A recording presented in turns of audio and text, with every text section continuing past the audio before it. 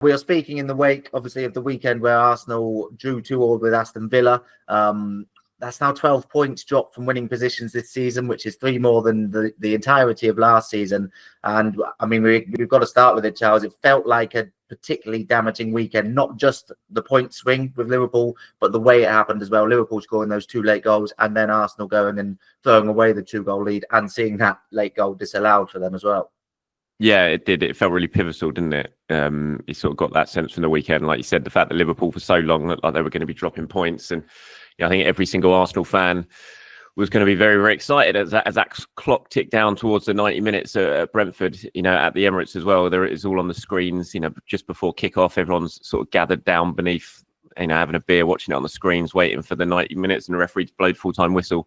And then suddenly Liverpool snatched the win like that right at the end. You could just feel that sort of suck the optimism out of Arsenal fans, and then obviously going in watching their team throw away a 2-goal lead. It was a really damaging day, damaging few hours for Arsenal. You can't escape that, and I think you really get the sense of that in the fallout from the result on Saturday. I think everyone knows just how big a weekend that could potentially be in the title race.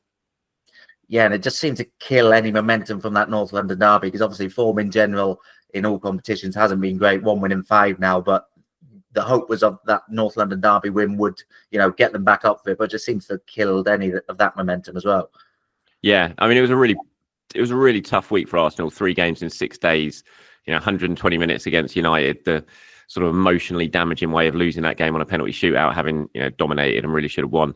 Then you go for the sort of high intensity match that is the North London derby. You come through that, and then it's Aston Villa at home. A team who can cause anyone problems. So it was 6 really tough days for Arsenal.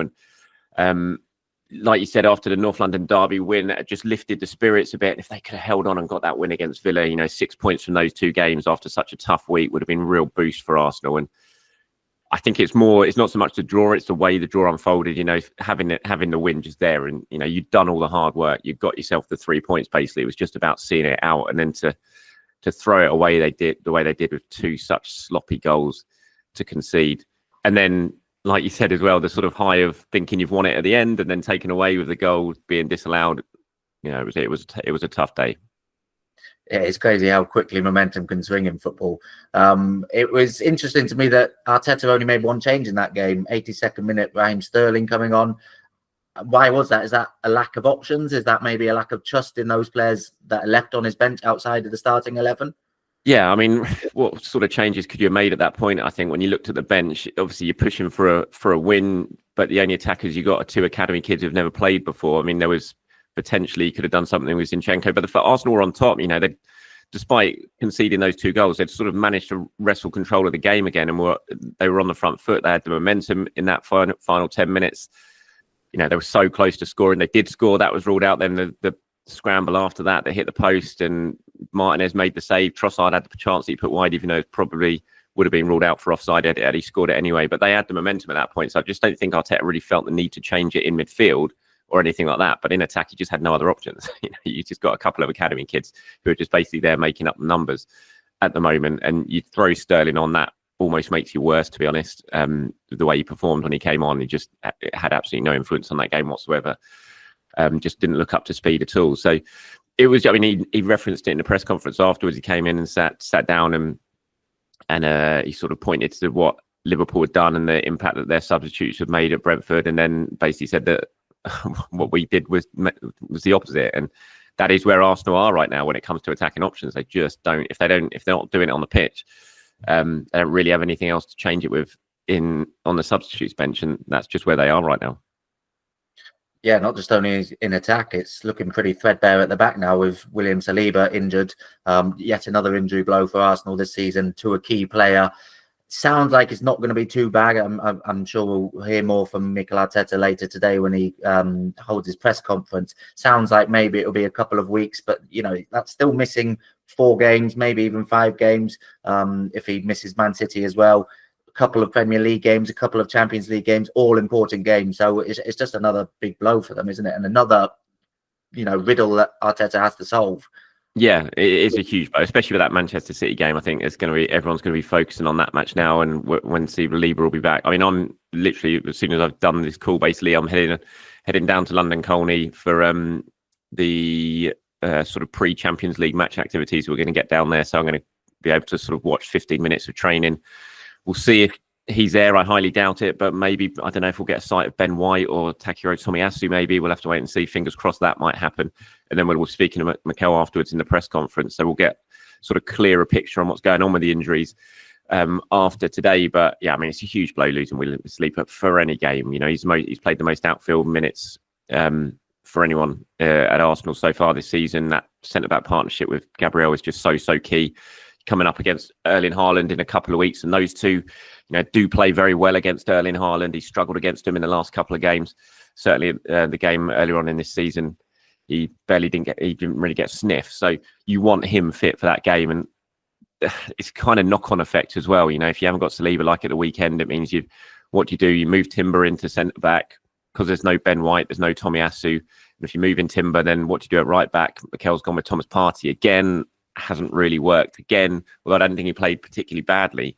He made one really key defensive error that led to the equaliser. And you know, Arsenal fans do not like seeing Thomas Partey at right back. A, because he's not right back, and B, because it takes him out of midfield where he's been very important this season. So it's just another, as you say, you described it well, a riddle for Mikel Arteta to try and solve. He's had to try and solve a lot of those this season, and it doesn't seem like that's stopping anytime soon. Yeah, I mean, I've noticed the sort of Thomas Partey at right back narrative coming out of that game more than ever, and I think it's 1 win from 6 games where he's played at right back now, and that was against Southampton. I mean, what is the solution? You got Kiwior on the bench, who hasn't really been seen much lately. I think December 8th was his last Premier League appearance.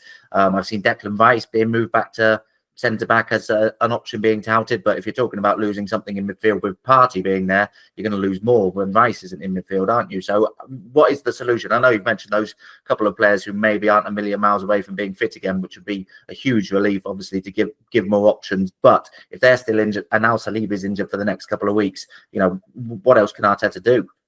Yeah, well, exactly. It's a riddle, like you said.